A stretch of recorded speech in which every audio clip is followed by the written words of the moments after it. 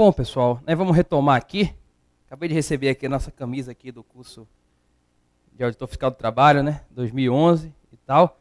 Não vou colocá-la porque essa camisa aqui que eu estou usando, minha namorada me deu hoje para de aniversário, fazendo 31 anos hoje, 16 de agosto. E sabe como é que é? Disse que era para usar na aula e se depois ela assistir essa aula e não estiver usando, vai dar problema, né? Mas a camisa do curso está aqui, praga de mulher, eu tenho até medo, pessoal. Bom, nessa segunda parte, nós vamos entrar no estudo dos princípios que informam o nosso regime geral de previdência social, tá? Os princípios estão no artigo 2º da Lei 8213 de 91. Antes de entrarmos aqui, eu queria fazer a divulgação do nosso site. Nós temos um site especializado em direito previdenciário para concursos públicos. É o www.fredericoamado.com.br. E para esse concurso de vocês aqui, que o foco é a Lei 8213, vocês podem acessar o site, né? Na barra de ferramentas embaixo, vocês clicam material de apoio e vai ter um texto bem interessante que chama Síntese dos benefícios previdenciários. Então vai ficar bem fácil para vocês estudarem os benefícios previdenciários. Nesse resuminho que a gente tem, deve ter por volta de 5 páginas. Então acessem fredericoamado.com.br. Na parte de material de apoio, vocês vão lá achar o nosso texto. Tá ok? Bom, retomando aqui, o artigo 2º da Lei 8213, ele traz os princípios da Previdência Social. E são esses princípios que nós veremos e trataremos de explicar o seu conteúdo jurídico um a um. Tá? Vamos aqui olhar o nosso slide. O artigo 2º diz o seguinte, que a Previdência Social rege-se pelos seguintes princípios e objetivos. Inciso 1. Universalidade de participação nos planos previdenciários. Pessoal, o que quer dizer o princípio da universalidade de participação nos planos previdenciários? Aqui, esse princípio da Previdência é decorrência de um princípio da Seguridade Social chamado da universalidade da cobertura e do atendimento, que aqui é o nome específico, universalidade de participação nos planos previdenciários. É um princípio que tem uma vertente objetiva e subjetiva. Objetivamente falando, o caráter universal da Previdência, através de seus planos, significa que o regime geral deverá cobrir, né, na medida do possível, o maior número possível de riscos sociais. Né? Previdência é feita para amparar as pessoas quando ocorre um risco social previsto pelo examinador. Velhice, maternidade, doença, invalidez, por exemplo, são riscos sociais cobertos pelo regime geral. E é justamente esta a vertente objetiva do princípio da universalidade de participação dos planos previdenciários. Determina que, na medida do possível, já que aqui nós temos uma cláusula de reserva do possível, né? Não há recursos públicos disponíveis para a previsão, para a tutela de todos os riscos sociais desejados, na medida do possível, objetivamente falando, a maior parte dos riscos sociais, né, conforme eleição feita pelo legislador de acordo com o interesse público, deverão estar cobertos no nosso regime geral de previdência social através da concessão de benefícios ou prestação de serviços. Esta é a vertente objetiva. Subjetivamente falando, né, o princípio da universalidade, ele determina que haja uma ampla cobertura dos planos previdenciários, que o maior número de segurados e seus dependentes devam ser cobertos pelo regime geral de previdência social. E neste ponto, tendo em vista que eu acabei de falar no bloco anterior, que a nossa previdência social ela é necessariamente contributiva, só será segurado quem pagar as suas contribuições previdenciárias, tá? É o princípio da contributividade, inclusive. Então, esse aspecto subjetivo da universalidade acaba sendo mitigado pelo necessário caráter contributivo da Previdência. Não são todos os brasileiros que são segurados do regime geral, mas aqueles que desenvolvem atividade laborativa e pagam as suas contribuições previdenciárias. Quem não paga as contribuições previdenciárias não se filia, e quem não se filia não vai ter cobertura do seguro social, não vai ter direito nem a um benefício, muito menos a um serviço previdenciário. Então esse é o conteúdo jurídico do princípio da universalidade de participação nos planos previdenciários. Objetivamente, maior número possível de riscos sociais cobertos pela Previdência. Subjetivamente, maior número de segurados e dependentes cobertos pela Previdência Social. Tá ok? Vamos aqui ao nosso slide para a gente pegar o segundo benefício, o segundo princípio, né? Trata-se do princípio da uniformidade e equivalência dos benefícios e serviços às populações urbanas e rurais. O que significa uniformidade e equivalência de benefícios e serviços aos povos urbanos e rurais?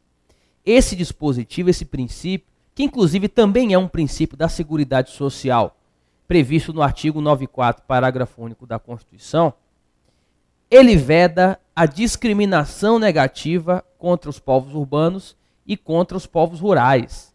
Isso ocorria no passado com relação às populações rurais.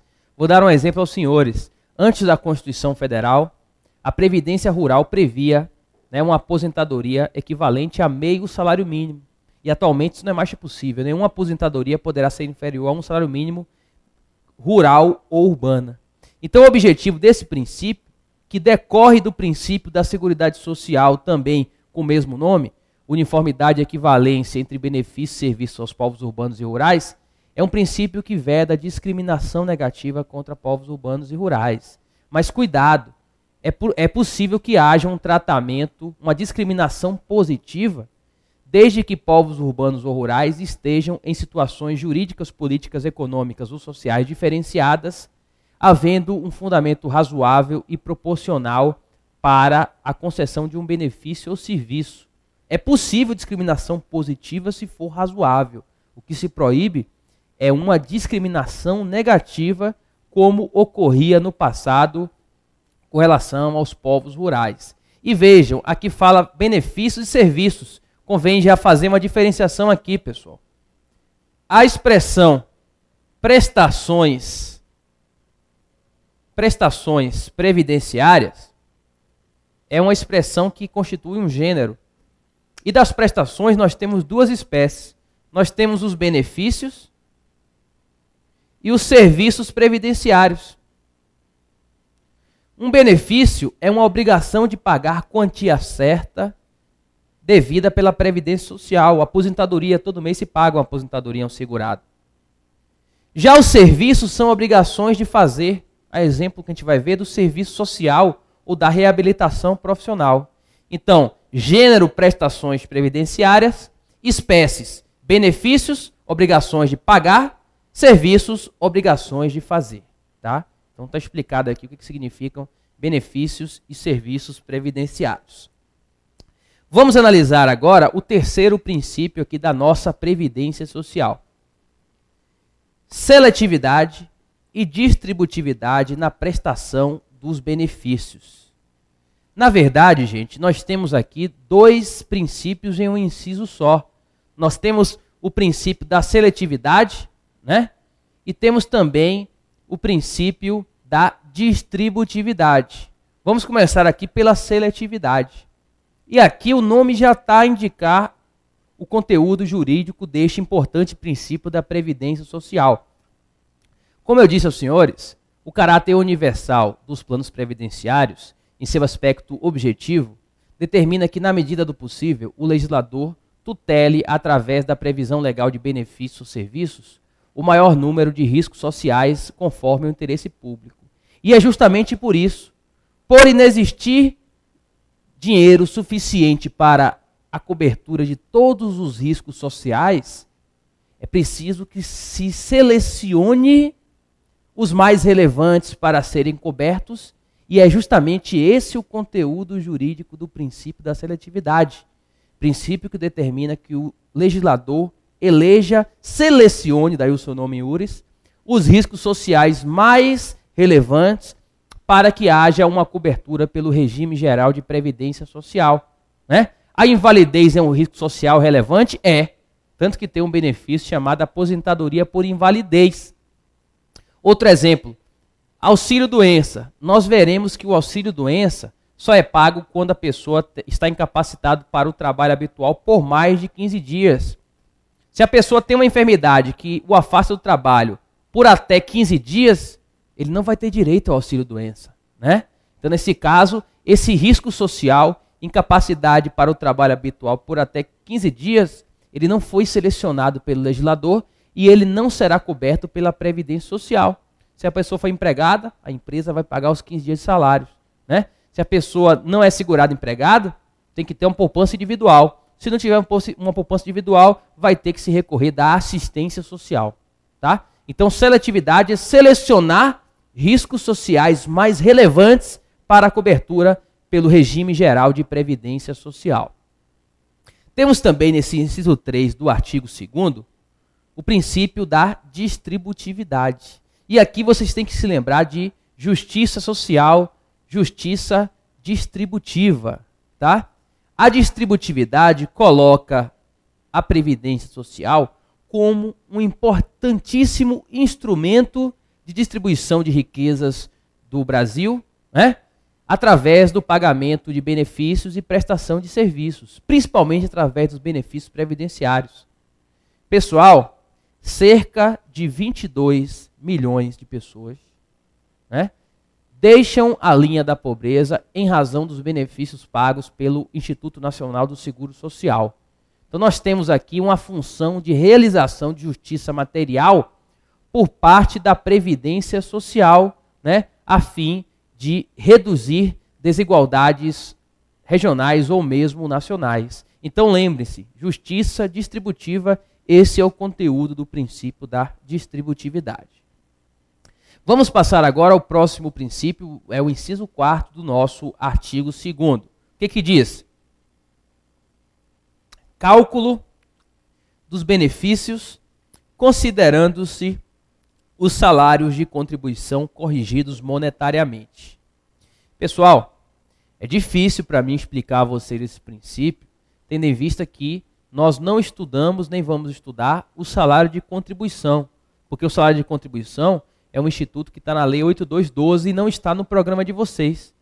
Mas como é que eu preciso aqui, o que eu preciso falar para que vocês entendam? Princípio do cálculo dos benefícios considerando o salário de contribuição corrigido monetariamente, né? O salário de contribuição, simples aqui, é um instituto previdenciário que, através dele, né, ele é o primeiro passo para o cálculo da maioria dos benefícios previdenciários. Você que está aí do outro lado, se você trabalha, tem um emprego, se você recebe de salário R$1.000, o seu salário de contribuição será de R$1.000, né?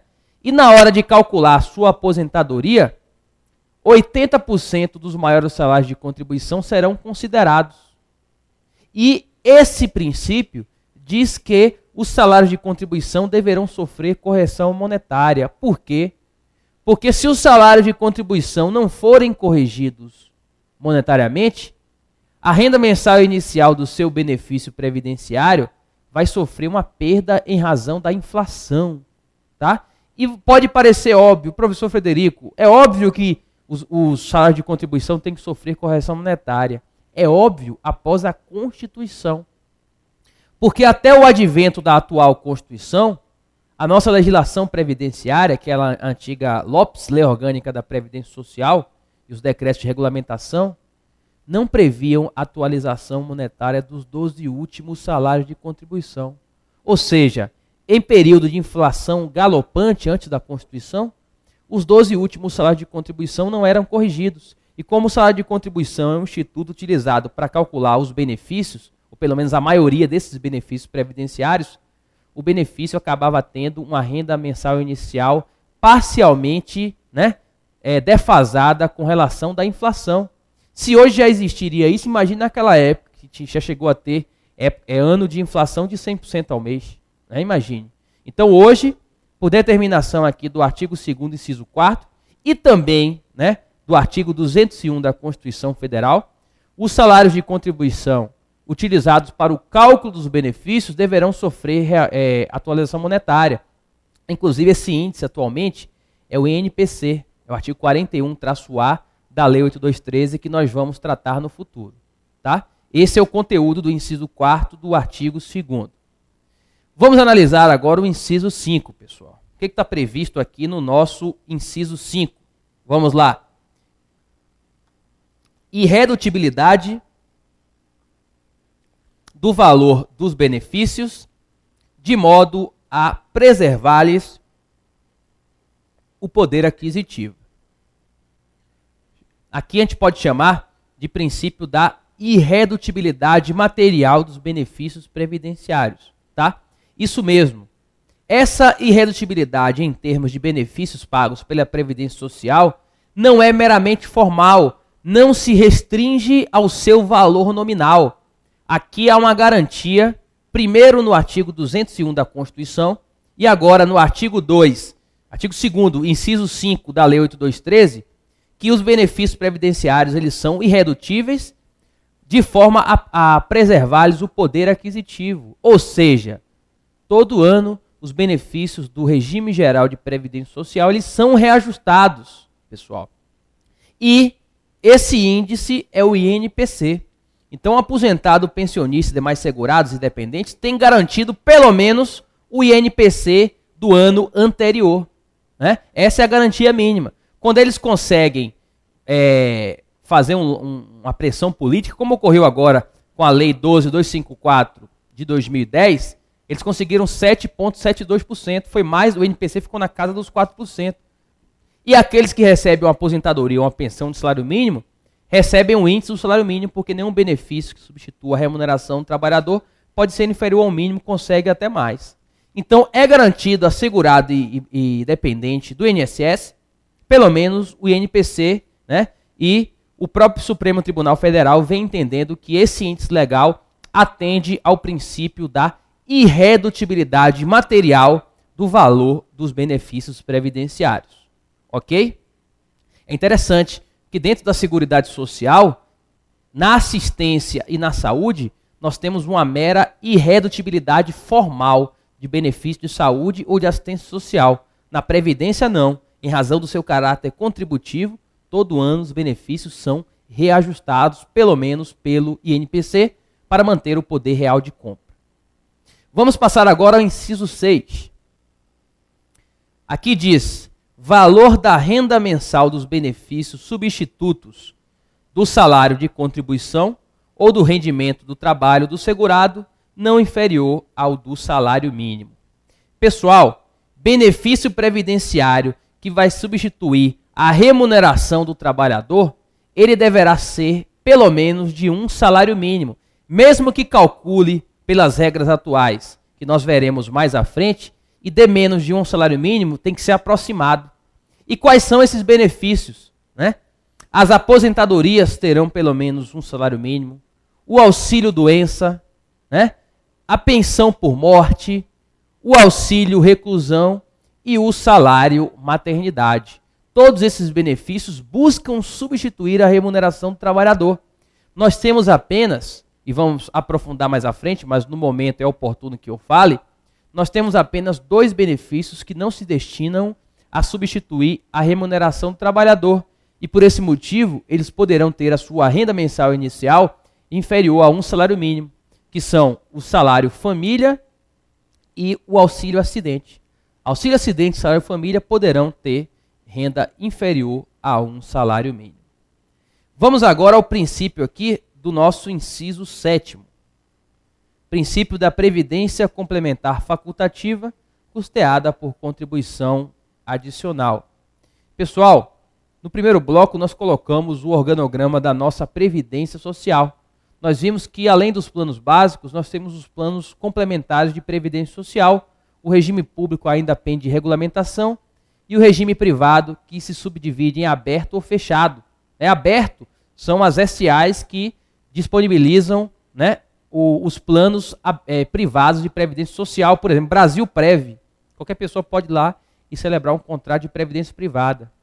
Já os planos fechados são só de associações, os chamados fundos de pensão de determinadas categorias profissionais, como a Previ, que abarca os funcionários do Banco do Brasil, a Petrobras, os funcionários a Petros, desculpem, que abarca os funcionários da Petrobras. E toda a previdência complementar no Brasil, quer pública ou privada, é de índole facultativa, né? Não há uma obrigatoriedade de filiação dos planos de previdência complementar.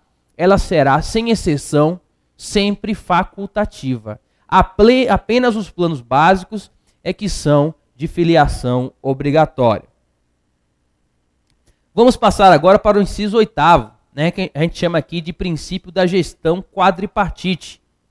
Diz ele, caráter democrático e descentralizado da gestão administrativa, com a participação do governo e da comunidade, em especial de trabalhadores em atividade, empregadores e aposentados. Nós sintetizamos isso aqui, a gente chama, como eu já falei, como uma das características do nosso regime geral, de princípio da gestão quadripartite da Previdência Social, né? Com a participação de representantes do governo, dos trabalhadores, das empresas, assim como dos aposentados. Ok, pessoal? Esses são os princípios que estão aqui no nosso artigo 2º, tá? Lembrando a vocês que eu estou me restringindo à Lei 8213, o essencial para vocês acertarem as 5 questões que certamente serão cobradas nesse concurso que dizem os boatos que sairá agora no ano de 2011, tá? Eu estou evitando fazer aprofundamentos aqui para não encher muito a cabeça de vocês, que muitos não são nem da área jurídica, só o necessário para que vocês consigam ir muito bem na prova de direito previdenciário. Isso porque nós temos outros princípios, né, que não estão previstos aqui, são arrolados pela doutrina, mas como o programa só fala Lei 8213, nós vamos evitar entrar nesses princípios, ok? Bom, interessante aqui, a gente agora situar a previsão, a compreensão e a cobertura da Previdência Social de acordo com o artigo 9º. Vamos a ele. A Previdência Social compreende o regime geral de Previdência Social e o regime facultativo complementar de Previdência Social. Pessoal, é o que eu falei para vocês, né? Esse artigo ainda está incompleto, porque ainda tem os regimes próprios. Mas Previdência Social não se restringe ao nosso regime geral de Previdência Social. Mas a Lei 8213, ela só trata do plano de benefícios do nosso regime geral de Previdência Social. E vejam, né? Interessante é a cobertura do nosso regime geral que está no parágrafo 1º. Diz o parágrafo 1º que o regime geral de Previdência Social, o RGPS, garante a cobertura de todas as situações expressas no artigo 1º desta lei, exceto as de desemprego involuntário, objeto de lei específica, e de aposentadoria por tempo de contribuição para trabalhador de que trata o parágrafo 2º do artigo 21 da Lei 8212. Vamos interpretar aqui, né? Desemprego involuntário não está coberto pelo regime geral, essa é a inteligência do parágrafo 1º do artigo 9º. Vejam, aqui nós temos até uma violação constitucional. Se vocês abrirem a Constituição de vocês, no artigo 201, nos seus incisos, lá estão listados os riscos sociais que deveriam estar cobertos pelo regime geral de Previdência Social. E um deles é o desemprego involuntário. Só que o legislador seguiu outra linha. O seguro-desemprego não é benefício previdenciário, não é pago no âmbito do Ministério da Previdência Social, e sim no âmbito do Ministério do Trabalho, com recursos do FAT, do Fundo de Amparo ao Trabalhador, né? Se vier numa prova, o seguro-desemprego é benefício previdenciário, é falso. Mas, se vier numa prova de que o risco social de desemprego involuntário está previsto na Constituição como a ser coberto pelo regime geral, é verdadeiro, basta que vocês analisem, né, o artigo 201 da Constituição Federal. Ok, pessoal? Né? Então esse aqui foi o conteúdo do nosso artigo 9º. Vamos analisar agora aqui o nosso artigo 10.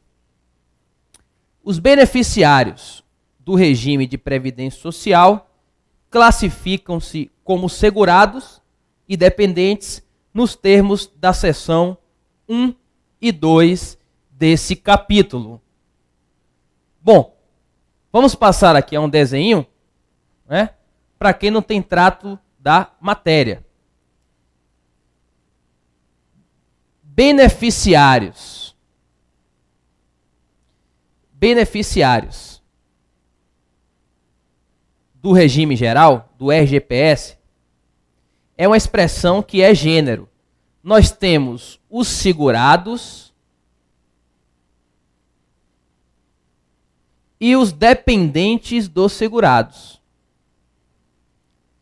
Dependentes dos segurados, ok? Os segurados, eles vêm tratados no artigo 11 da nossa Lei 8213, né? Segurados no artigo 11 e os dependentes estão no artigo 16 também da Lei 8213. E no próximo bloco nós já vamos entrar no estudo dos segurados do regime geral e eu vou passando os slides e comentando os incisos do artigo 11 da nossa Lei 8213/91. Já já a gente retorna com os segurados.